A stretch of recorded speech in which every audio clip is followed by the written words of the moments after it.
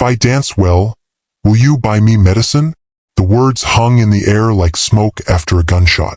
The entire auditorium, packed with families in their Sunday best, children clutching balloons, judges in crisp suits, fell into a stunned, uncomfortable silence. The kind of silence that feels like judgment, like 1,000 eyes suddenly realizing they'd rather be anywhere else. She stood center stage under the harsh white spotlight, barefoot on the polished wooden floor. Her name was Vesper, though nobody here knew that. Nobody here knew anything about her except what they could see. A girl, maybe 14, maybe younger, hunger and exhaustion made it hard to tell. Her dress was a faded cotton thing, once yellow, now the color of old newspapers. It hung loose on her thin frame, the hem unraveling at the bottom. Her feet were calloused and dusty from walking miles on hot pavement. Her hair, thick and dark, was pulled back with a rubber band that looked like it had been salvaged from a trash bin. But it was her eyes that held them. Dark, deep-set, ringed with shadows that spoke of too many sleepless nights. Eyes that had seen too much too soon. Eyes that now stared directly at the three judges sitting behind their long table, decorated with the show's sponsor logos. A local bank, a telecommunications company, a fast food chain. The judges shifted in their seats. One cleared his throat. Another looked down at her papers as if searching for an explanation that wasn't there. The host, a middle-aged man in an electric blue suit, stood frozen with his microphone halfway to his mouth. He'd been expecting the usual parade of hopefuls. Teenage singers belting out pop songs, dancers in sequined outfits, maybe a magician or two. Not this. Never this. I'm sorry, he finally managed, his voice cracking slightly. Could you repeat that? Vesper's hands trembled at her sides, but she forced herself to stand taller. Her voice came out stronger this time, cutting through the murmurs rippling through the crowd. If I dance well, will you buy me medicine? For my brother. He's sick. He needs medicine. Someone in the audience laughed nervously, then stopped abruptly when no one else joined in. A woman in the third row covered her mouth with her hand. A man whispered something to his wife, shaking his head. The head judge, a woman in her 50s with perfectly coiffed silver hair and a pearl necklace that probably cost more than Vesper had seen in her entire life, leaned forward. Her expression was a complicated mixture of pity, discomfort, and something else, irritation, perhaps, at having her pleasant Saturday afternoon disrupted by reality. "Sweetheart," she said, her voice dripping with the kind of condescension that comes from people who've never known real hardship. "This is a talent competition. There are cash prizes, yes, but how did you even get in here? Where are your parents?" Vesper felt the familiar sting behind her eyes, the burning sensation that preceded tears.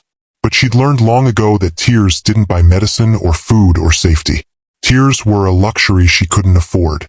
"They're dead," she said simply. The bluntness of it made several people gasp. "My brother is 7. He has fever that won't stop. He can't breathe well. The clinic said he needs medicine that costs money. I don't have money, but I can dance. I can dance well. Please, just, please." The security guard who'd been standing by the side entrance took a step forward, his hand moving to his radio. The host held up a hand, stopping him. For a long moment, nobody moved. The air conditioning hummed. Someone's phone buzzed and was quickly silenced. A child in the back asked his mother what was happening, and she shushed him. Then the youngest judge, a man in his 30s with trendy glasses and a carefully styled beard, spoke up. "Let her dance." His voice was quiet but firm. The other judges turned to look at him. "What's it going to hurt? Let her dance. Then we figure out what to do."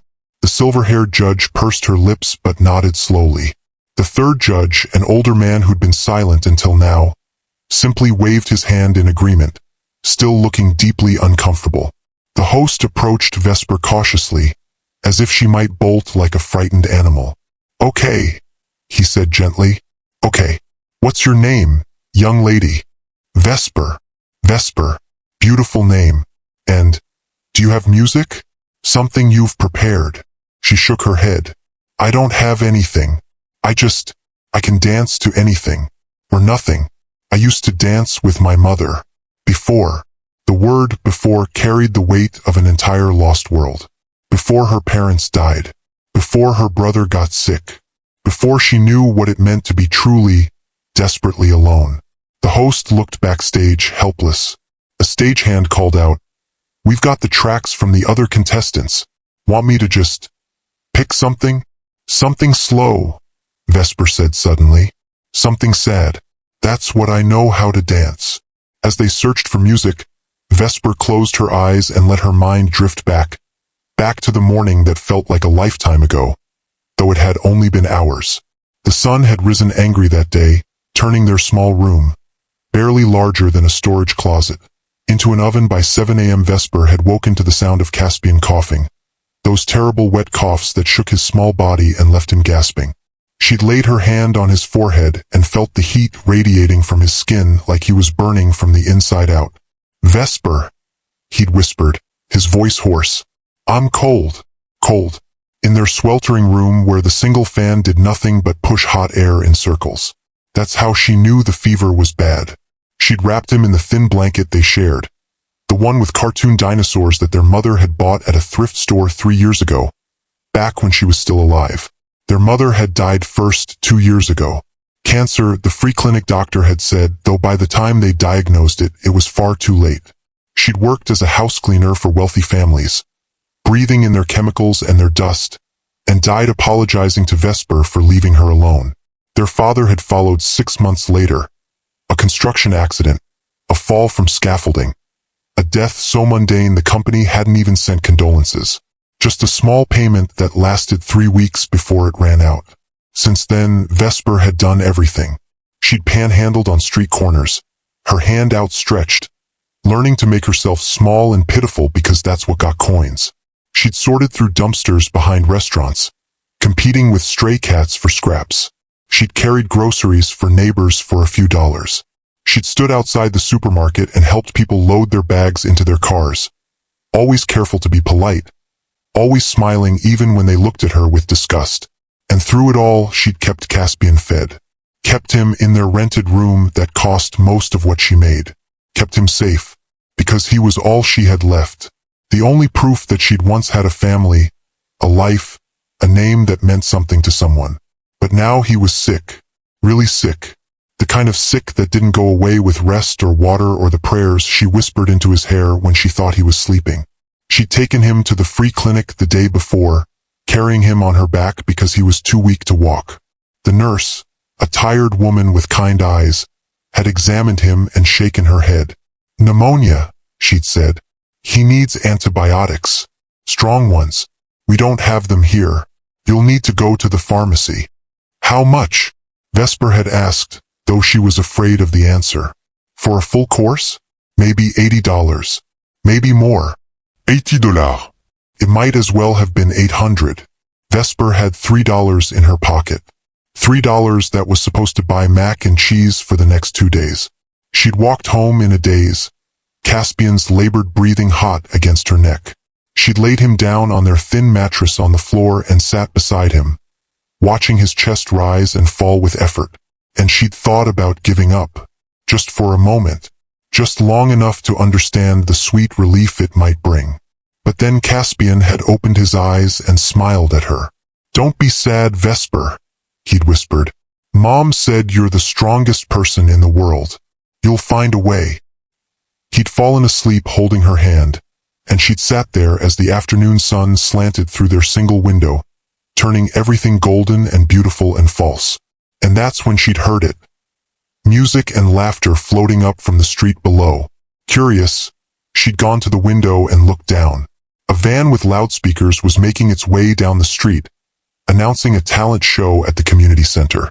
Big prizes, cash awards, fame and fortune. Come show us what you've got. And Vesper had thought, I can dance.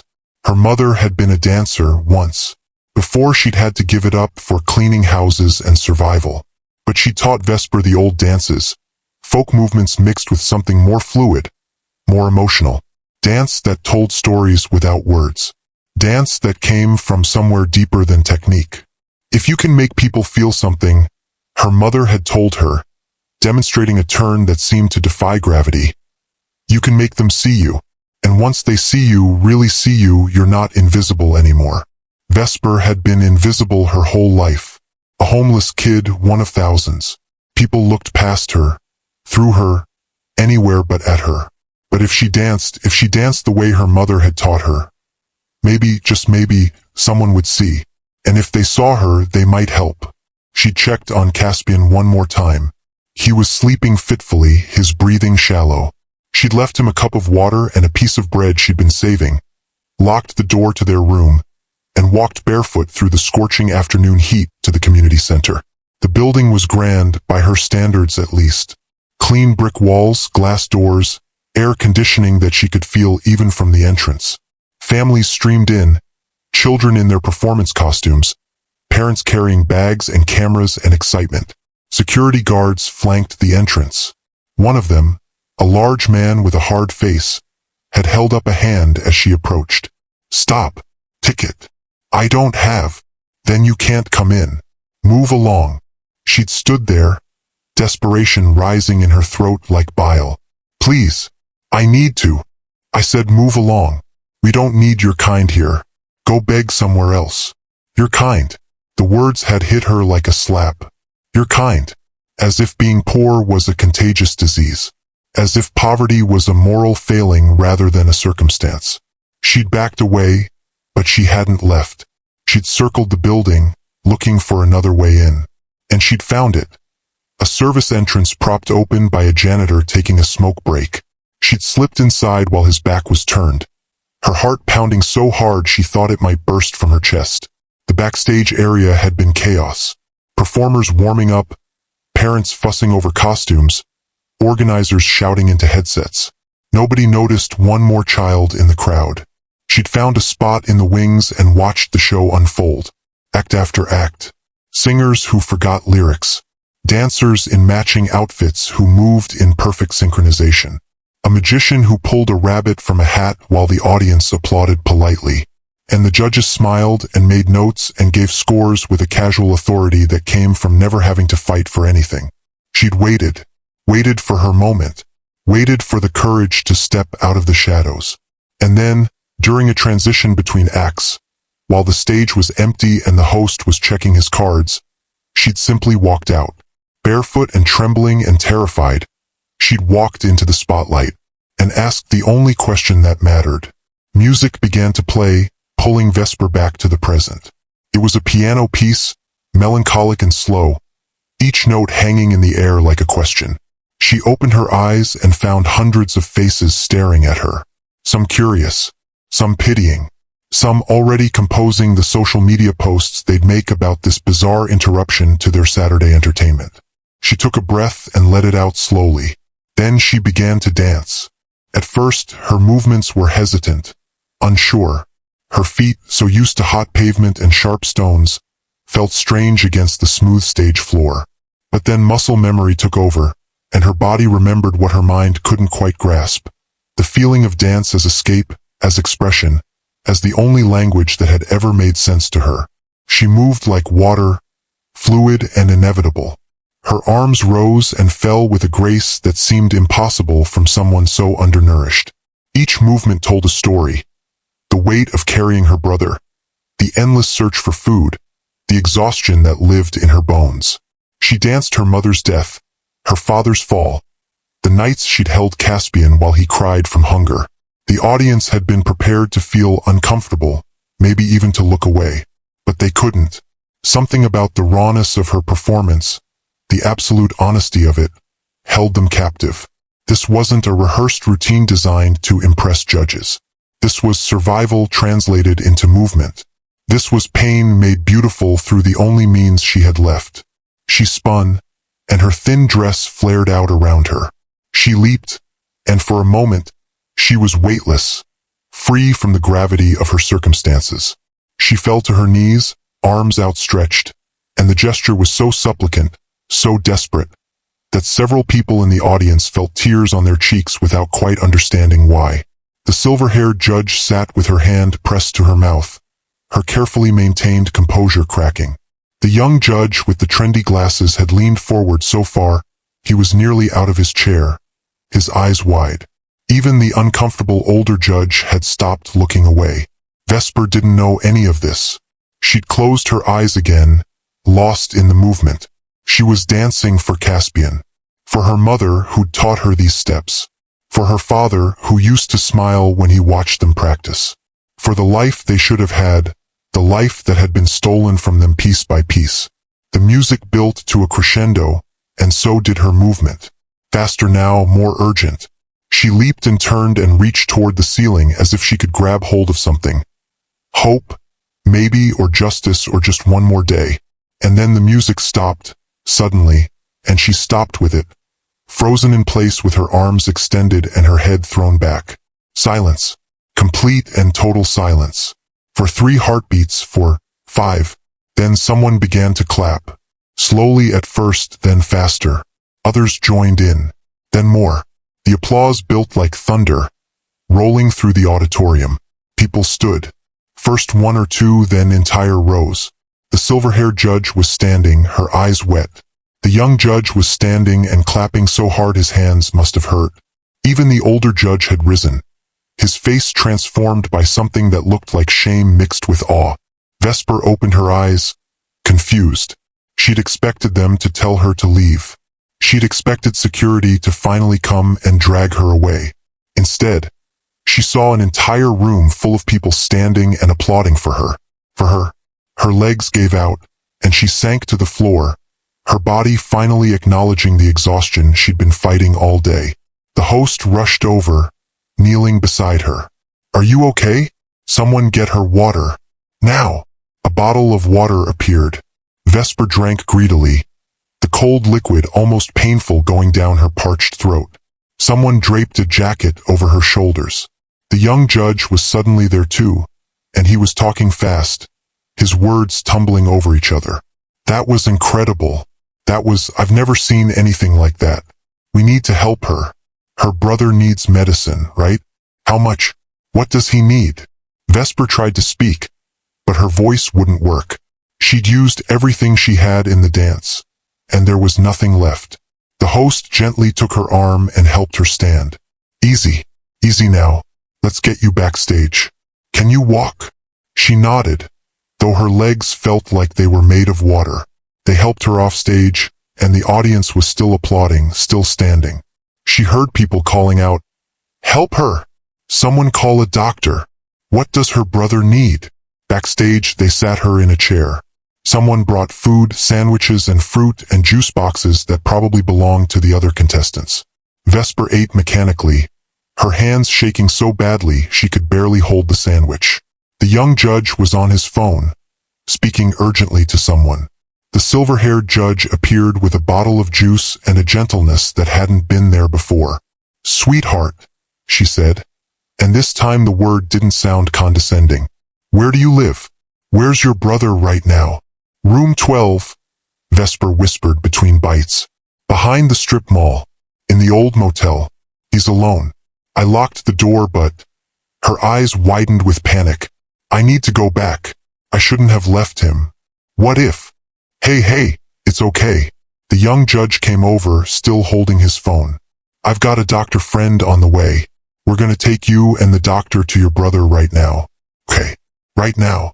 Vesper looked up at him, searching his face for lies, for the trick, for the catch. Because there was always a catch. "Why?" she asked. "Why are you helping me?" He crouched down so he was at eye level with her. "Because you asked for help. And because you reminded me that sometimes we get so comfortable, so used to our own lives, that we forget there are people like you and your brother fighting just to survive. You shouldn't have had to dance for medicine. But you did, and you did it beautifully, and now we're going to help. Okay? Okay," she whispered. True to his word, a doctor arrived within 20 minutes. A young woman with a medical bag and a kind smile. They all piled into 2 cars, Vesper riding with the doctor and the young judge, whose name she learned was Dorian. The silver-haired judge, whose name was Mrs. Ashford Sterling, followed in her own car.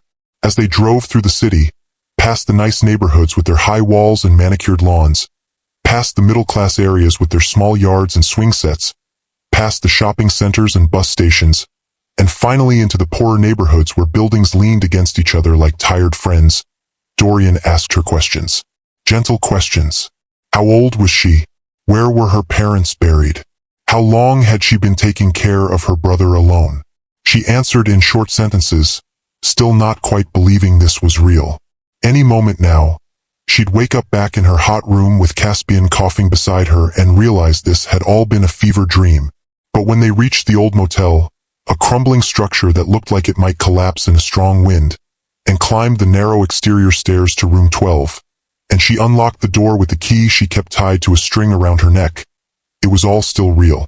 Caspian was awake, curled up on the mattress, his breathing raspy. When he saw Vesper, his face lit up despite his obvious discomfort. Vesper, you came back. I was scared. I'm here, buddy. I'm here. She rushed to him, pulling him into her arms. He was so hot, burning up. And I brought help. Remember I told you about doctors? How they can make people better. The doctor was already setting down her bag, her professional demeanor clicking into place.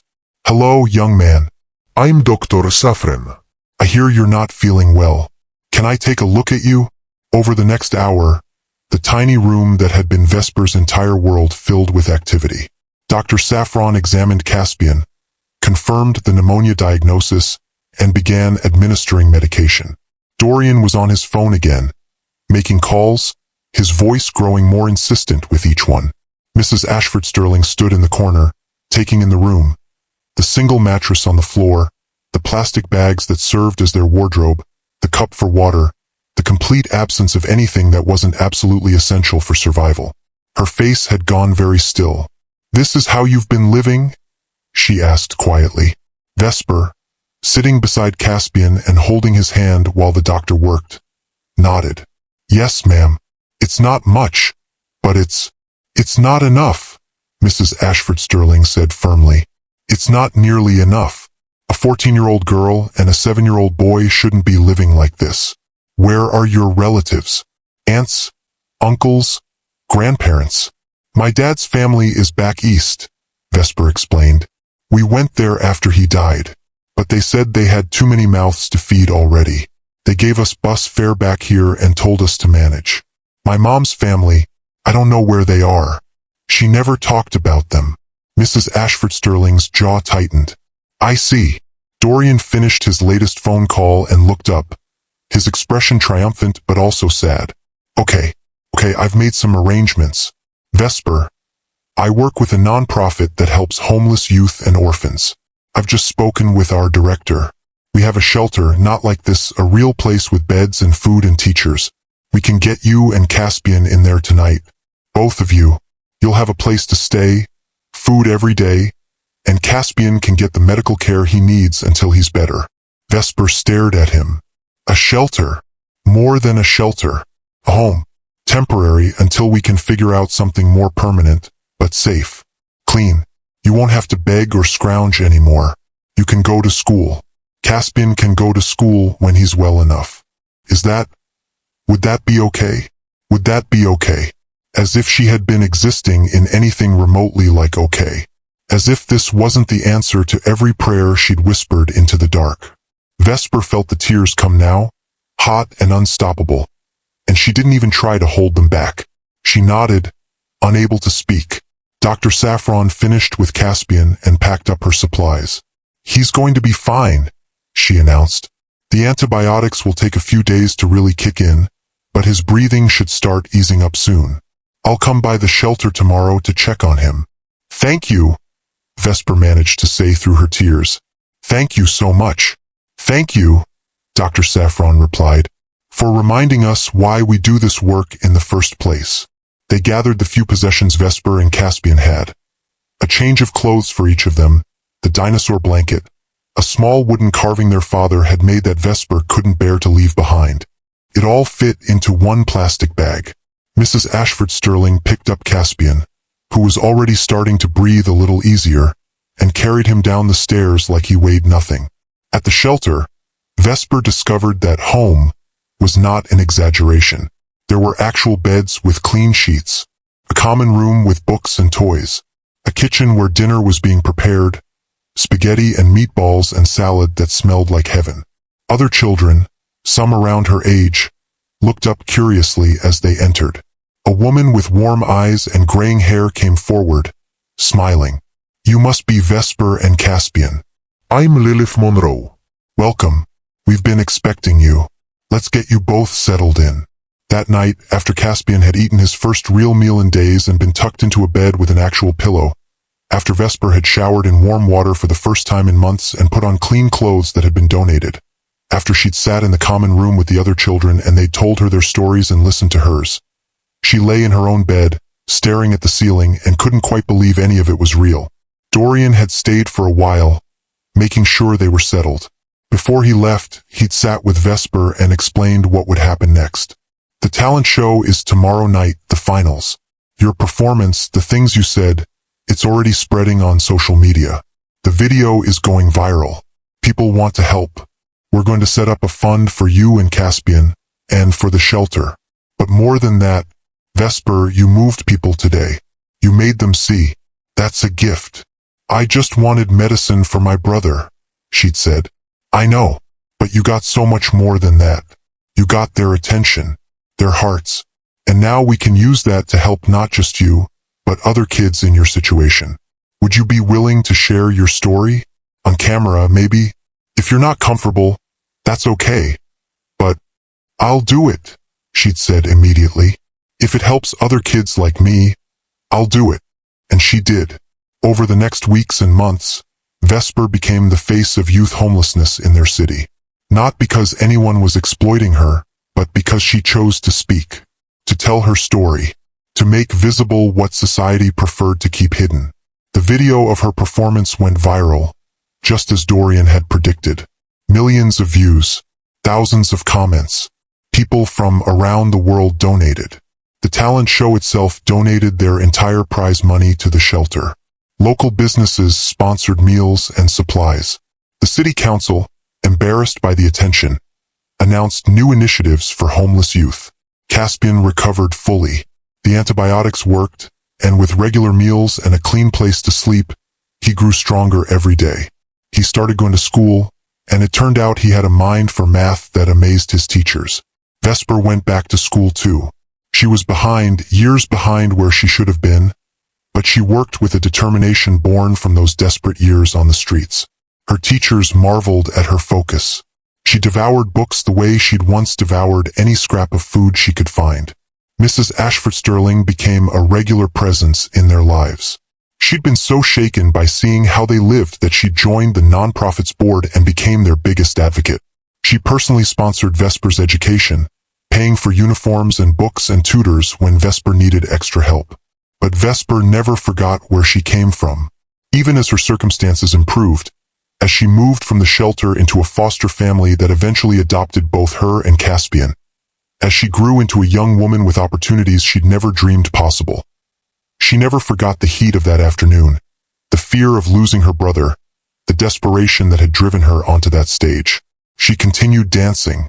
It became her voice, her way of telling the stories of all the invisible children who never got their moment in the spotlight. She performed at charity events, at schools, at city council meetings. And every time she danced, she dedicated it to her mother, who'd taught her that movement could speak louder than words. When she was 18, she started her own nonprofit, funded partly by the remainder of the money that had been donated years ago and carefully invested on her behalf. She called it Dance for Tomorrow. It provided free dance classes to homeless youth, giving them a safe place to go, a meal, and a chance to learn something beautiful. The shelter where she and Caspian had first been taken in expanded into 3 more locations across the state, then across the country. Dorian, who'd become like a big brother to her, ran the organization with the same compassion he'd shown that day. Caspian grew into a teenager with dreams of becoming a doctor, inspired by Dr. Saffron, who still checked in on him regularly. He wanted to help people the way he'd been helped. He wanted to be someone's miracle. And sometimes, on quiet evenings, Vesper would sit with him and they'd remember, not to wallow in the pain of their past, but to honor how far they'd come. to remember that they'd survived, that she'd asked for help, and help had come. Do you remember what you said that day? Caspian asked her once when he was 12 and she was 19. On the stage. Yes, she said. I remember every word. You asked if you danced well, would they buy medicine? But you know what I think? I think you did more than dance well. You danced true. And that changed everything. He was right. The truth had a power all its own. The truth of her desperation, her love for her brother, her refusal to give up even when giving up would have been so much easier. That truth had reached across the divide between poverty and privilege and touched something human in everyone who witnessed it. Years passed. Vesper finished school, then university. She became a social worker, combining her passion for dance with her commitment to helping vulnerable children. She trained others in trauma-informed care. She advocated for policy changes. She never stopped using her voice, that voice she'd found on a stage in the middle of her darkest moment. On the 10th anniversary of that day, the talent show organizers held a special event. They invited Vesper back, not as a desperate child crashing their stage, but as their honored guest. The auditorium was packed again, but this time it was filled with people who knew her story, who'd been changed by it. She stood on the same stage, no longer barefoot and trembling, but poised and confident in her truth. She looked out at the crowd and saw faces she recognized: Dorian, Mrs. Ashford Sterling, Dr. Saffron, Lilith from the shelter. She saw the children from her Dance for Tomorrow program, sitting in the front row with their eyes shining with pride. She saw Caspian, now 17 and about to start pre-med, grinning at her with the healthy, happy face of someone who'd been given a second chance at life. The host, the same man in the electric blue suit, a bit grayer now, approached her with a microphone. Vesper, he said, his voice thick with emotion. 10 years ago, you stood on this stage and asked us a question. Do you remember? I remember, she said, her voice steady and clear. Would you mind? Could you say it again? For everyone here who wasn't there that day, who's only seen the video. She nodded, took a breath, and spoke the words that had changed everything. If I dance well, will you buy me medicine? The audience was silent, respectful, listening. I asked that question, she continued, because I was desperate, because my brother was dying and I didn't know what else to do. I asked that question because I believed, somehow, that if I could make you see me, really see me, you might help. And you did. You saw me. You helped me. You saved my brother's life. And in doing so, you saved mine too. She paused, looking around the room. But here's what I learned in the years since. I shouldn't have had to ask. No child should have to perform, to entertain, to prove they're worthy of basic medical care or food or shelter. The fact that I had to dance for my brother's medicine, that shouldn't be a heartwarming story. It should be a wake-up call. Some people in the audience shifted uncomfortably. Good, she thought.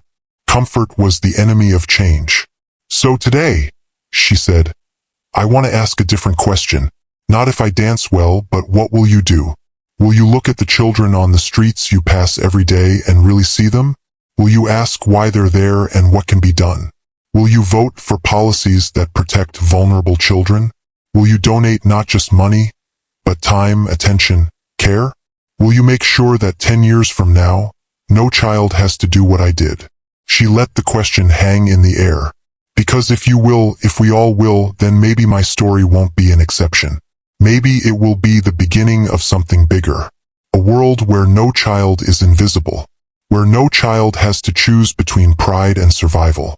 Where asking for help is met with compassion, not judgment. The audience erupted in applause. Not the shocked, emotional applause of 10 years ago, but something more committed, more purposeful.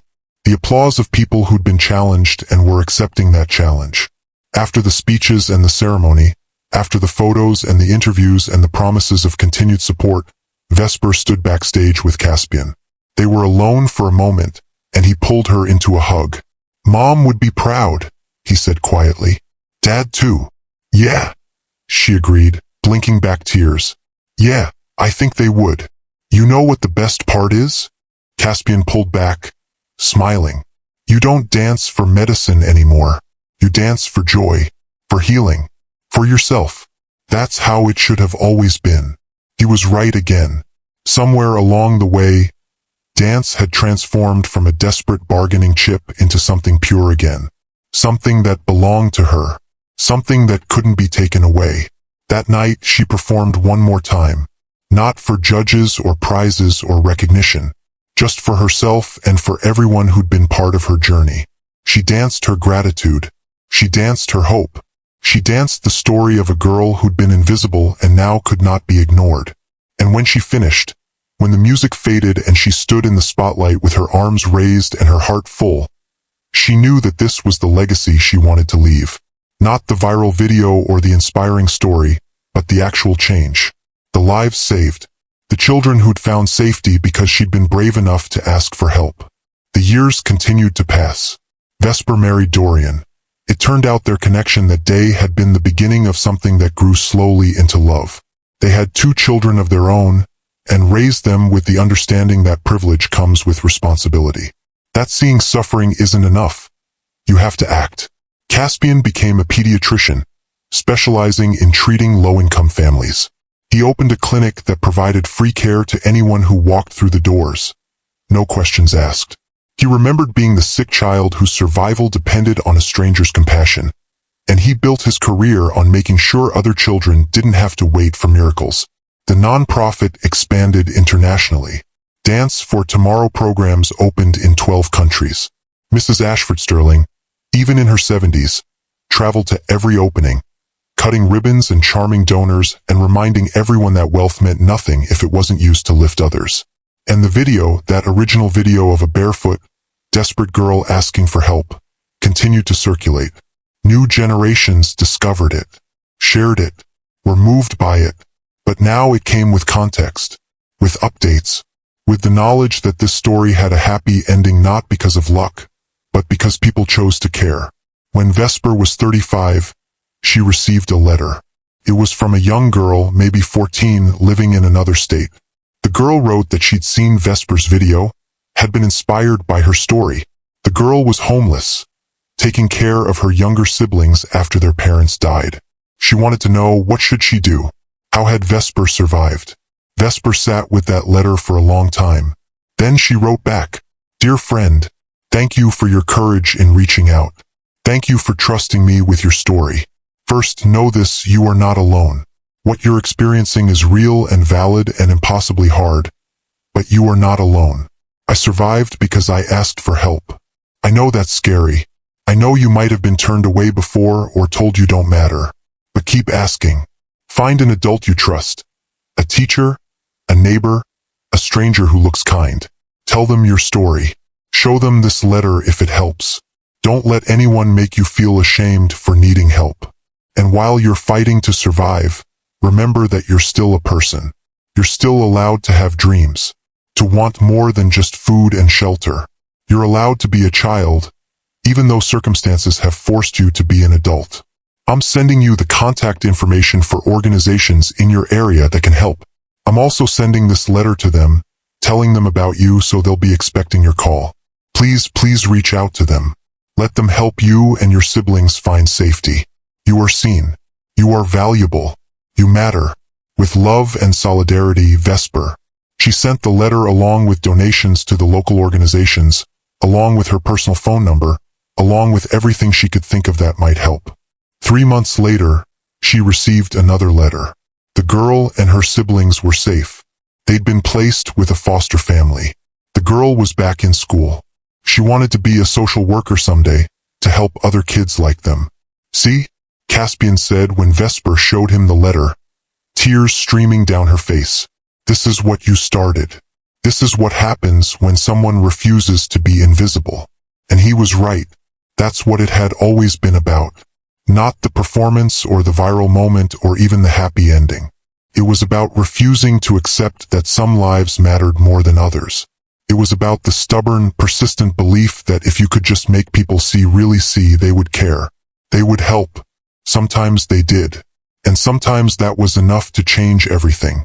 On the 20th anniversary of that day, Vesper stood on the same stage one more time. She was 44 now, with gray beginning to show in her hair and laugh lines around her eyes. The auditorium was packed with people whose lives had been touched by her story.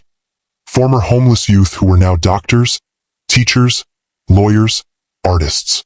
People who'd been given a chance and had seized it with both hands.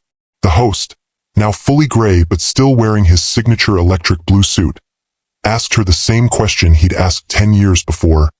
Vesper, what do you want people to remember about your story? She thought about it. Thought about that desperate, terrified 14-year-old girl. Thought about Caspian's labored breathing and her own empty stomach. Thought about the moment she decided that death by embarrassment was better than death by inaction. I want people to remember, she said slowly, that asking for help isn't weakness. That survival isn't pretty or dignified or comfortable. That somewhere right now, there's a child making the same impossible choices I made. And I want them to remember that we can change that. We can build a world where no one has to dance for medicine. Where help is given freely. Where children are protected not because they earned it, but because they're children. She paused, then smiled.